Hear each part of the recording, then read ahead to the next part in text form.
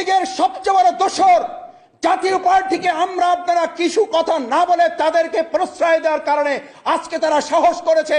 এই জাতীয় পার্টি আওয়ামী লীগের সাথে নির্বাচনে অংশগ্রহণ না করলে আওয়ামী লীগ সেদিন নির্বাচন করার সাহস করত না। আপনাদের মনে আছে, আমার শ্রদ্ধা মাহমুদুর রহমান ভাই স্মরণে নিশ্চয় আছে, আমার পার্শ্ববর্তী দেশের একজন অ্যাম্বাসেডর এসে প্রকাশ্যে মিডিয়ার সামনে বলেছিল, এরশাদকে ধরে নিয়ে দাঁড় করিয়ে বলেছিল, আপনি ইলেকশন করবেন নাকি জামাত ক্ষমতায় আসবে এটা দেখবেন। আপনি বলেন, আপনি ইলেকশনে যাবেন আওয়ামী লীগের সাথে নাকি জামাত ক্ষমতায় আসবে এটা দেখবেন।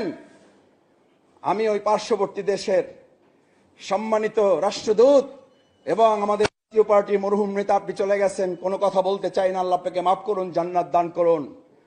উনিও সেদিন বলেছিলেন আমার সামনে কোনো উপায় ছিল না, আমাদের সামনেও তো কোনো উপায় ছিল না, নিজামী সাহেবের সামনেও তো কোনো উপায় ছিল না, মুজাহিদের সামনেও তো কোনো উপায় ছিল না। আমরা সব উপায় বাদ দিয়ে ফাঁসির মঞ্চে আসতে গিয়েছি। আমরা তো এই দোষরদের কাছে আত্মসমর্পণ করি নাই।